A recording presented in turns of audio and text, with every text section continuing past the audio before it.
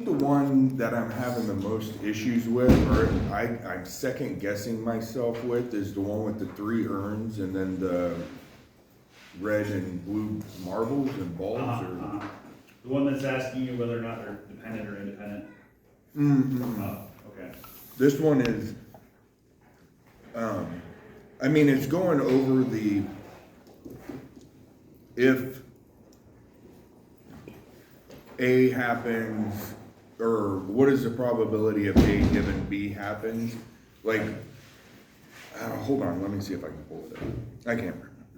I'll look at it with you briefly, but I have to be over to, I got somebody stopped. I have work after this, so it's no big deal. Like, I can ask in class tomorrow if I can't figure it out. I'm gonna try to open something up too, and I may, just depending on where we come to with it, I might end up extending this one.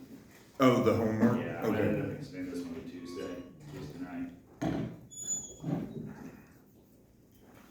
Come on. I got it. There it is. That's lab 3. Oh, well, yeah, take me to where we go. Oh, you won't do it now. Damn it. Okay, so at the end of last lecture, we were tying up the 3 principal methodologies for feature selection, right? So feature selection is an idea that I want to reduce the dimensionality of the data set, at least the search space, by eliminating those elements that are not the best, right? So we utilized F-statistic to do what? Establish a correlational strength analysis, and then we were able to sort the elements of the array with respect to that correlative analysis. We said the strongest indicators are the ones that are going to be the strongest outputs. This is chapter 4 slides. Oh, okay. I'll post them real quick. Oh, they're not posted, okay. I don't know why they didn't, but I thought they did. If they're not on there, I'll post them real quick.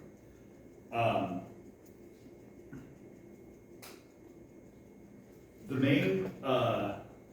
main focus of, like I said, the end of last lecture was forward and backwards selection, right? You remember we talked about the forward selection being adding them based upon what we assumed to be their utility, and then the backward selection and removing the weakest link. That was the main thrust of the effort we had.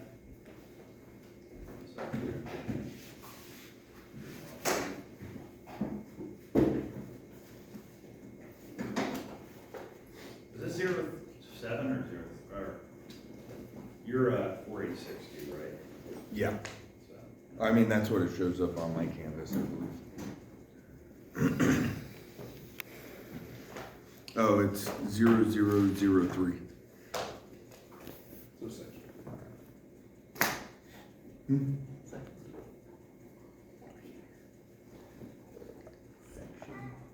Oh, is that what that is? Yeah. That section should be posted. Ah, there it is. 5003.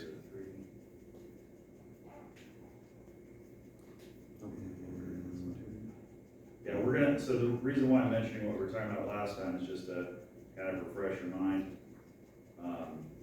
But does anybody, is it any 50, oh yeah, 5586 is, we have a couple of 5586, okay. 1 second, and I'll have all these those loaded so we can, anybody can look at them and annotate them as desired. Okay, thanks for reminding me. Thank you. We're done with chapter 3 material, and the main reason why is because I hate the end of chapter 3. All right, we get through about half the slides from chapter 3. So where we stopped at the end of those slides is sequential backwards selection, so it's a back feature selection. Anything after that, you're not responsible for, all right, because we're not going to cover this. Okay. However, we're going to skip ahead to chapter 4 because of the fact that I think it makes a little bit more sense to start here rather than starting wherever they decided to start with in the previous section. Part of this is what we're attempting to accomplish.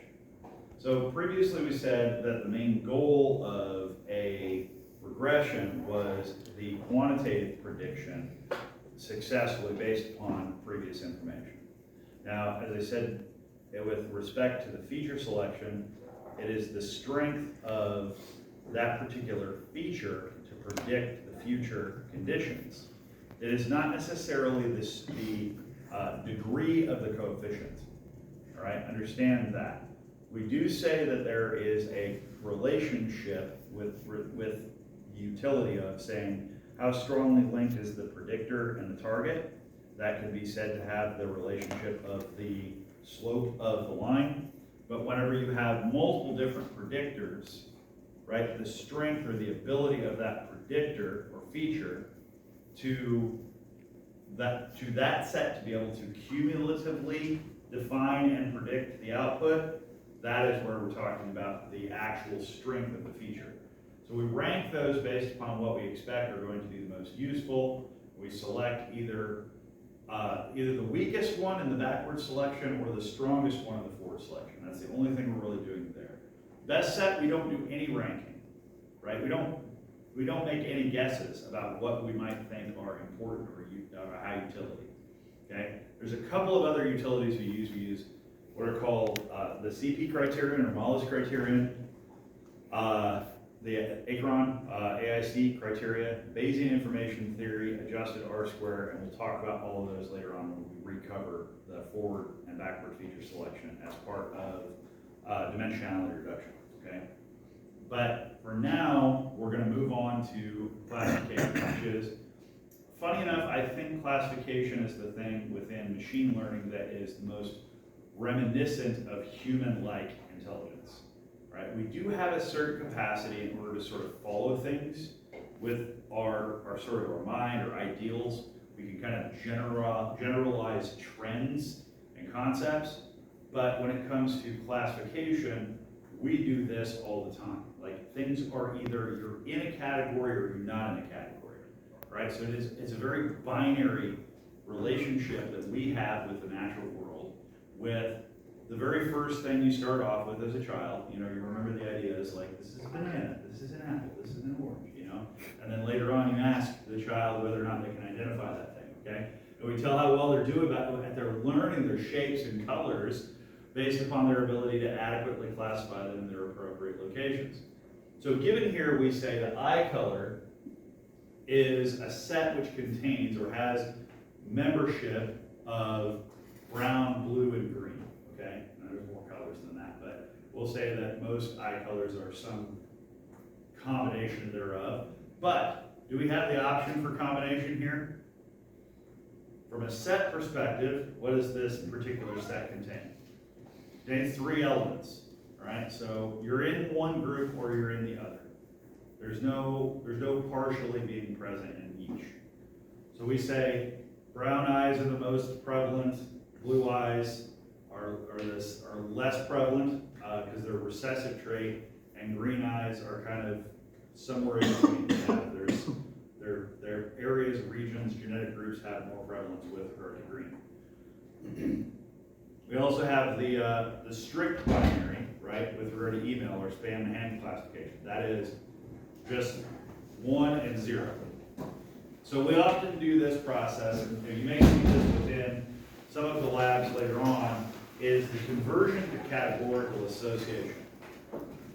So here I would take brown, blue, and green, and I would assign to them 3 numerical designations that correspond to the label that I've assigned to that group, right? Because realistically, our computers, they don't actually understand the concept of brown. The only real reason why they have the notion of brown is because we either give them a word, which means it, or we give them a chroma based upon a numerical designation in an array of colors. But ultimately it breaks down to, it's just a category. So we say category 0, in this case, would be equal to brown. Category 1 is blue. Category 2 is green. All right? Additional categories would be further enumerated from that point in time, but we usually use the 0 designation because in the second case, spam and ham, we'll we'll say spam is 0 and ham is 1, right? We like to say that it is 0 and 1 because we can place the values on the bottom of the number system and then the top of the number system, right? You're either failing or passing, right? So it's pass, fail, it is admit, reject. So given some feature factor X, we have a qualitative representative performance with respect to Y, taking into values consideration of the membership of set C. Set C is the name of eye color, right? So if you were to think about this with respect to how this data vector might be put together, or how it might look, I can have a predictor characteristic that can be a qualitative value, right? This is where we go to our guess who again. We say, do they wear glasses, right? Do they have long hair or short hair? Do they wear a hat, right? Those are categories, right? And we can have ranges of values. You can have eye color in there, and the value stored in the relative location, right? Some part of the feature vector X. So let's say that X sub 1, we would call that X sub 1 value eye color, and it can have 3 values. It can have a 0, a 1, or a 2 value, depending on which of the categories we put it in. So we're going to take the natural world, we are going to quantify it, right? And then we are going to establish it based upon some metric of association. We're going to group the things together. This is an arbitrary human capacity, the notion of grouping things together based upon co-associations. All right, so there is an idea that essentially we naturally cluster things based upon adjacency. The idea of words describing concepts is in fact a methodology for classification. I describe a thing as a car, and you guys all know what I mean. Why do you know what I mean? Because you've encountered multiple different vehicles that go by the description car by other people using that term, right? So now we have a certain baseline to be able to understand what is car and what isn't car, right? Motorcycle is not car. Why is motorcycle not car? Well, it's a vehicle, you know, it has wheels, you can drive it to and from places, but it has a further sub-designation that creates a cutoff point, a threshold of differentiation between the things that are car and the things that are motorcycle. Likewise with airplane, right? It's a mode of transit. It technically has wheels, at least when they're not put up underneath the plane, you know, but it flies through the air, right? It has an entirely different shape. It has a different sort of mode of operation. But how is it that we understand that with respect to the global concept of car is what we call representation, right? We have a higher concept of the association of these characteristics besides the strict numerical designations. But it is based upon the features that the item has. So you can think about this a little bit like in a programming sense of an object, right? We have object, we have the global concept of object. An object can have parameters within it, right? So there are elements that make up or properties that can be assigned to the object. We'll say those properties are features, right? We could put eye color in underneath the object person, right? We create object person, you know, of the class person, and we have a specific person, right? So it inherits the notion as an object of having eyes and having eye color. In this particular case, what we say is that the feature vector contains that qualitative response for Y. That is usually the target, right? So we usually talk about what parameters make up the prediction of the class that something is in. So if I take a picture of your face and I focus in on the little iris on your eye, and then I do some kind of measurement metric, with regard to the colors that are present within that iris space, I could have sort of a set of threshold values based upon the color that's present in that location, right? Then I might take a large database of people whose eye colors I've already established and I would train a model, and then later on I go and I take a picture of someone that I don't know what their eye color is, right? I want to have it automatically classified for me. It's going to take the knowledge that has been obtained by the features, the information collected from that little array of pixels, that is our feature vector, and that it is going to put it in the appropriate category based upon its adjacency and however many dimensions are appropriate to that space. I'm talking about this in a very high level right now, but we're going to try to describe it in a couple of different ways. So we say that associations based upon the classification task are built out by a function C of x that is similar to our f of x function, right? But it is a classification function, not a regression function. F of x is usually designated for linearized functions, such as strictly linear and then higher order multilinear, and even nonlinear kernels will use an f of x designation. When I'm speaking about classifications, I'm talking about a region that is closed off by a line, right? So the class is a space that is constrained or defined by some linear relationship, linear, multilinear, polyline relationship. How we describe what those polyline relationship looks like gets crazy later on. We've got a lot of tools for it. We've got neural networks do a really good job of it. Those are self-organizing and they figure out which features kind of have the most utility. And deep learning, the more advanced version in the modern era, actually does its own feature extraction, meaning you can hand it the raw image and it'll figure out which portions of the raw image are actually the most important to the task decision. Okay, but we're going to start off first with this idea of what we call handcrafted features. And handcrafted features are going to be that idea of some measurement, right? Let's say I decide the average of the pixel values over the iris is the value that I store for the color data that helps me predict which class of color the eye is. So we say that I'm going to run a output for the prediction y. So y becomes the target is member set of C. So y can only take on designations. So as a random variable, right? Y can only take on values that are members of the set C. So it can only be, y can only be 0, 1, or 2.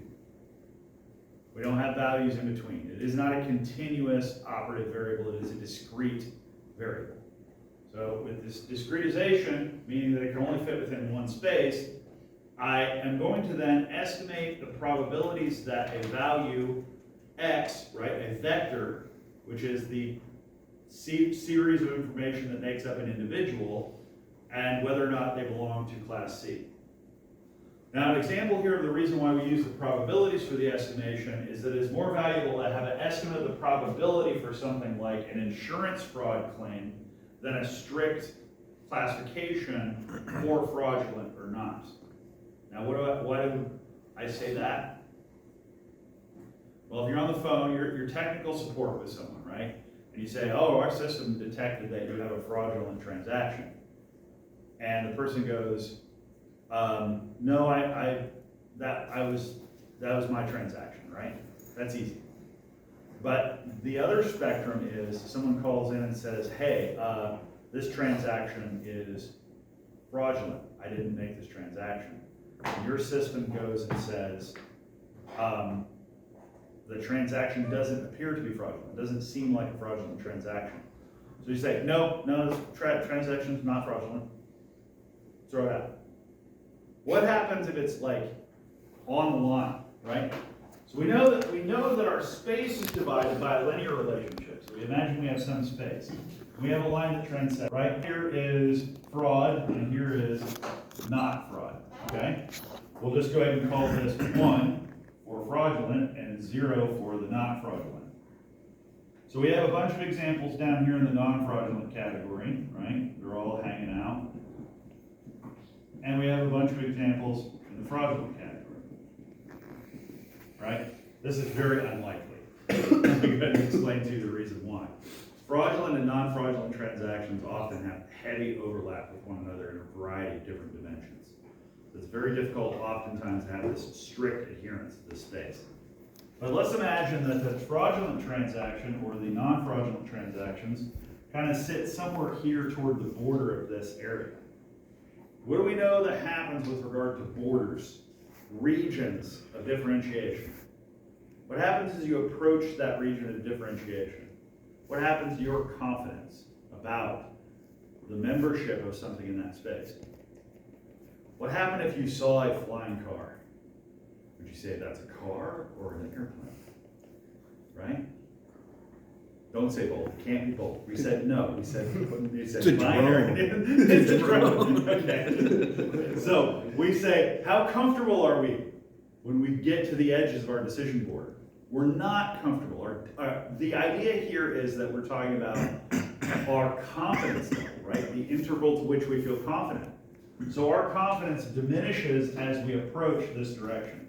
So if we were to draw this again like we were, utilizing some of those probability function characteristics, right? I draw these sort of ortho to the surface here. I become less and less confident as I approach the center region. So I give you a probability along with the likelihood here for this little sample right in the center here, right along the edge of the border. I'm going to say I am 5% comfortable that that is a fraudulent transaction, right? Versus saying that's a fraudulent transaction. Which one's more useful? The first one, because it tells you something about the degree of likelihood that was used to make that initial assessment. So we're going to utilize the metrics of our calculations in order to be able to incur these specific aspects, right? So hold on just 1 second. Let me pop over to my other slides.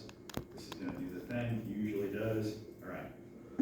So from a visual perspective, a classification task like the one we're working with here would be a 3-element classification task might take on this visual display.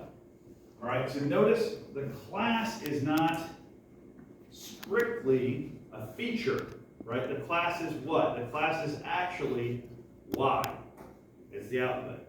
So if we were to draw this in 3 dimensions, the third dimension here is what? What is the third dimension we're looking at? I have x of 1, x of 2, right? The first 2 elements of the feature vector. And then I have y. What is y? It's the color of the element, right? It's the shape-color combination. It's the symbol. So we can think about this as being a 3-tiered system, right? We have blue down the bottom, and we have something slightly out from there green, and something slightly out from there red, right? So the height of these points could be seen as being the value y could be seen as being the categorization number, right? But it's whole values. Yes. So if I say the circle can be green. No, that's not what I'm talking about. So No, you're saying that it's color and shape. So the whole point of it is that the whole thing is one thing, right? So blue circle is a designation, green triangle is a designation, red X is a designation. If you said green circle, you're talking about an entirely different class. Right? You could almost think about it this way. You want to say blue and circle, right? So the degree to which those elements confluent together are a relationship of the dimensions that make it up, okay? So what I'm saying, I label a sample according to its class. What is the class label here? The class label is just a shape with a color on it, right? Either using color or shape would be sufficient, right? Using both here is just for visual differentiation. okay. But the idea is that blue circles are members of class 2. All right, so that's the first consideration we have. So it is just an indication that there are a certain number of individuals that we have observed that fit within a category that we're calling class 2, and we're using the visual distinction or visual categorization of that blue circle to distinguish them from the other elements of the sample group. Now notice what happens with regard to a strictly linear relationship. Can I create multiple areas with a line? I can't create more than just 2. right? I can bisect the space, but I can't go past that with a line. So ultimately, linear classification methodologies are restricted to only being able to create binary distinctions.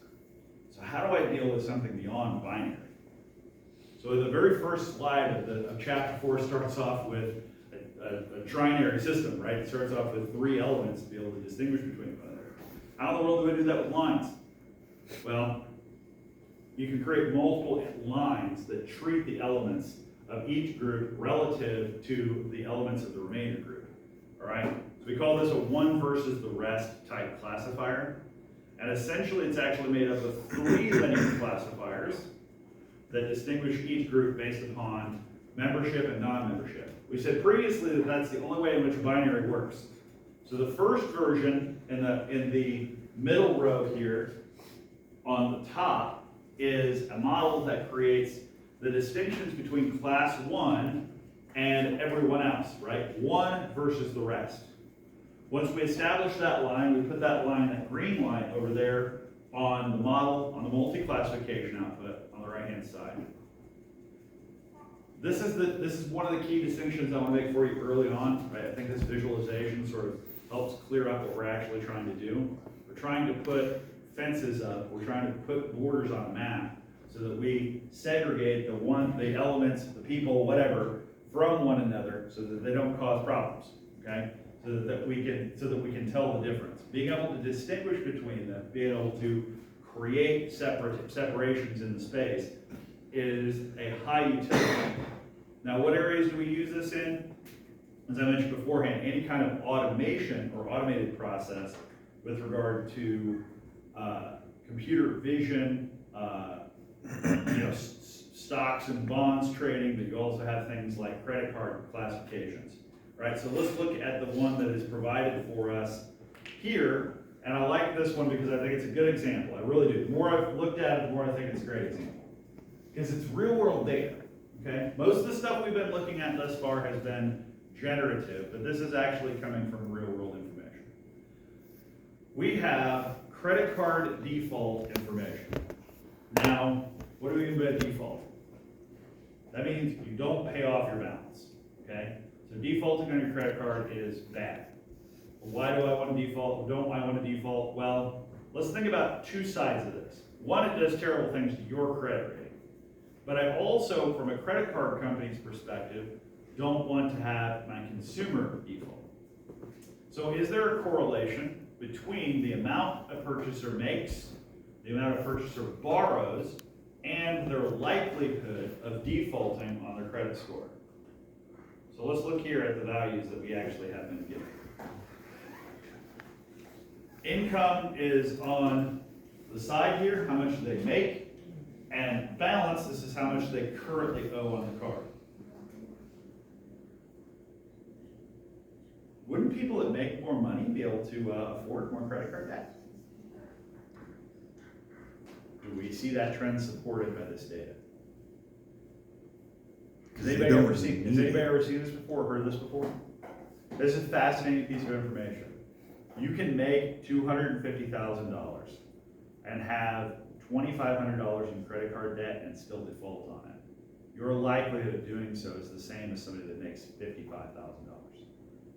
Why that's the case, I have no clue. But my mother always told me you live up to your means, okay? You buy a more expensive house, you buy a more expensive car, you've got, bigger, more expensive student loans to pay off. It's just everything is kind of to scale. So the relative amount of liquid flexibility with regard to your income that you actually have stays about the same no matter how much you're actually making. So this idea of persistent credit, there is a slight inclination that individuals in the $60,000 category might not be as prone to start defaulting at the $1,500 mark, but we notice $1,500 is the mark where defaults start becoming a lot more likely. So let's look at what this looks like with regard to the box plots we have over here. Plots are often a good space to start in order to be able to understand what we're looking at with respect to data. Default is actually, we say no is a good state. So previously we like to think about things that are, Good is yes, right? Good is yes. Here, good is no. The reason why I say it's good as no is because you didn't default, right? It's almost a double negative in a sense, right? Default is a negative word, but we don't really have another word for it that's like a singular word that describes being an actual good payer that pays off your debts, right? That's too long to fit on the bottom, okay? So default is a bad state. That's when you don't get back. We have two relationships here. First is default state, and the second is balance, and the other is income. So this is just a reprojection of the relative density, cluster density, with respect to the two axes, right? So one is, let's project them onto balance, and the other one is, let's project them onto income. So notice what happens with regard to income. Very little differentiation. A slight, potentially predominant characteristic towards non-default in individuals in the upper bracket category, past the 60,000 mark. And a slight bias towards non-default in individuals that are lower than the $10,000 income bracket. I think that's just because of the fact that there are far fewer people here that actually have credit card debt. Okay? Notice here, zero balance individuals are lowest likelihoods with respect to default considerations, because these are people that have a card and don't use it. Okay? Can't default when you don't owe any money. So I say there's a reason why this is over here. This is over here because of all the people that are in this little weird column right here. Okay?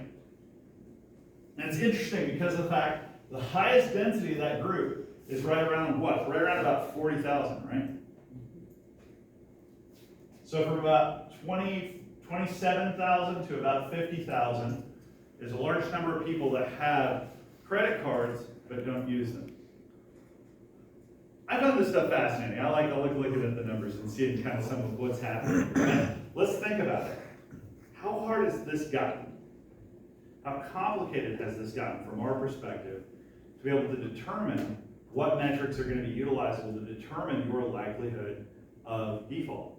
Let's say that our goal was to build a tool that I could sell to a credit card company so that they could plug in the current value of the balance, some other metrics about the customer, right? And then when the customer calls up and says, hey, I'm in line at Costco and I'd like to extend my credit card line, right? And they go, well, you currently have a balance of $800, right?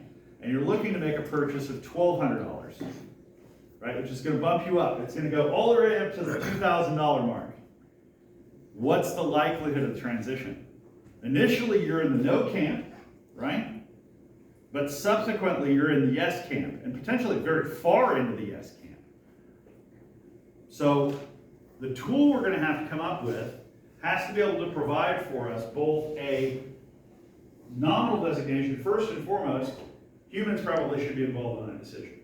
I say this personally because I have a strong bias toward the fact that don't trust machines entirely. All right, we built them, they're just as fallible as we are, don't take them for granted, and how screwed up they can be. So what we're going to do is we're going to provide this as a tool for the customer support individual, not necessarily as a automated thing that just cuts you off when you borrow more than $1,500, right, and they just start sending you collection notices, right? It's like, they're going to default. We're going to pull up. It's like it's everything starts going off warning lights. That's not necessarily true. Matter of fact, there's no accounting for the individual trend characteristics with regard to this.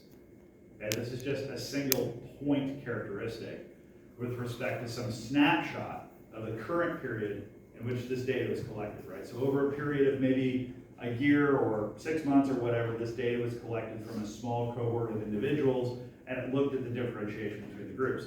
We also noticed something that's interesting to me here, is there are a variety of individuals down here with credit card debt somewhere in the neighborhood of like $700 to $800.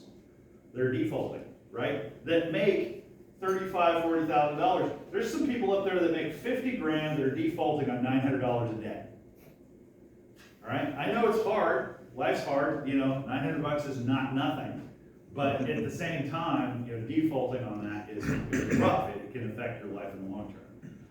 So knowing that we're not going to get much with regard to informational capacity from income, but we can relatively differentiate based upon balance, and we can create two relatively solid categories for the lower bracket from a range of about 475 to about maybe 1,200 is safe, right? You can loan easily within that range. And then the ranges of about $1,500 up to about maybe $2,100 are pretty solid, going to give you an indication that you're likely to be in a debt state. Then past that point, your chances of being in a default state become almost full, right? There's very few, only a few anecdotal examples of individuals with that high of a current balance that are not defaulting. Most of them are going to be in the default category. All right, so what do we do with this? Well, we can treat the no's as 0, ones as yeses. And we can perform a linear regression based upon a characteristic of an assumption for y at some location in between 0 and 1, okay? So you can think about default state as being a probability. So the first consideration is treating default state as a 1 versus the rest, in which the positive default state of 1 is yes. So we talk about the idea of saying that you're gradually, as you borrow more money, you're gradually increasing towards the yes bracket with a certain probability density based upon the density of the samples that we've been given. So if I say, let's just establish the location that is roughly halfway in between default and non-default, right? When I'm not sure whether or not you're in the default camp yet, right? It's the exact halfway point. That is sitting on top of the line that is established between those two groups. So how do we do that? How do we do that? Draw pictures of it, right? It looks easy in pictures, but how do we establish this process? Well, we're going to use something that's called linear discriminant analysis. We're going to take into consideration the populational mean metric, right? This is actually what we were going to talk about last night, but I'm going to talk about tomorrow. We're going to use the expected value, right, of the differentiation of y, that is classification output, based upon the given value of the vector x for a certain value x, right? So what is the likelihood that you are in class C, or default, right, given that you have a current balance of $1,100? So this function gives us the mean likelihood, which is essentially equivalent to the probability of being a member of the default class for that likelihood. Essentially, the expected value in that case is just the average person who was at that level of debt, whether or not they were above or below, right? So they are in the ones camp, they're in the default camp, if they're above the line, and they're in the 0 camp or the non-default camp if they're below the line. So we say, what we're establishing here is a threshold. That threshold is, if you pass it, you go above it, then you're in the wrong part of town, right? You got balances sitting over there going, what are you doing over here? You know? Look at roughing you up. But you go along the wrong side of the tracks, things have gone bad. But how did we establish that? We just said that the threshold halfway in between is just the notion of the average value, right? Sum together all the individuals in the camp that are in the default category and all the individuals that are in the non-default category, along with the value that is associated with that current value of x, and you can create a regression task to establish a line between those two groups, right? A linear regression produces a possibility of two cases that we vastly don't prefer, however, because there's a couple of interesting outcomes that can occur here.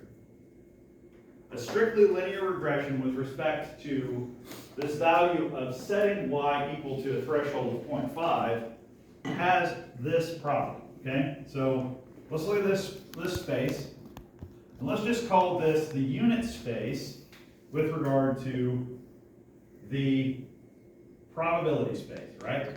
So 0, 0, likelihood characteristics, 1, 1, all right? This is the unit space.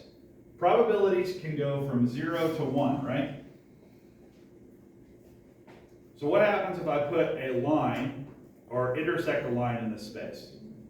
Let's say that I have values for, and we talked previously about we have some x's over here inferring the non-default states, and then we have some zeros over here indicating the default states. What we're going to do is we're going to take these and we're going to say, all right, so we're going to reproject the defaults up onto the upper line, right? Place the likelihood category there, and then reproject the non-default states down on to the 0 line, right? Well, by doing so, we're going to have a certain density here implying the likelihood of values, and a certain density here implying the likelihood of values. So we establish some location halfway in between these. We're going to see a location halfway in between likelihoods. Let's say that there is a line that transects this space, right? That tries to cut them in half, such that you're going to become as the value of your balance increases, right? If you're, well, let me move this. We'll say this is the midpoint. It needs to be on the line.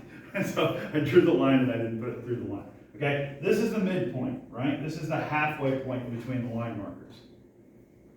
From this section here over, right? From this section here over, you're increasing your likelihood of defaulting, right? This is exactly the center of your default space. That is equal likelihood, right? And then from this end, you're decreasing your likelihood. However, notice something. There is no point on this graph because of the mean of the distribution, right? The offset, beta naught, that allows us to actually have a 0 probability. Meaning that the moment you borrow, the moment you open your credit card line, you have a probability of default, even if your balance is currently 0. That doesn't make sense. Also, what happens when you go past the current upper limit, right? This is the upper limit of the current graph based upon the nominal characteristics that were defined there, like $60,000 or $70,000, right? Let's say that you have, excuse me, not earnings potential, it's balance potential. So $2,500, okay, for balance potential. I'm thinking more. Let's say this is $2,500, right? Let's say that your current balance, you bought, bought a boat, right? And you got 50K worth of debt. What's your probability of default? 1 billion, okay? What happened? It kept going past 1, right? Just it's like a break point there, and then all of a sudden up to like several hundred times the likely default. What's that probability of greater than 1? It doesn't exist.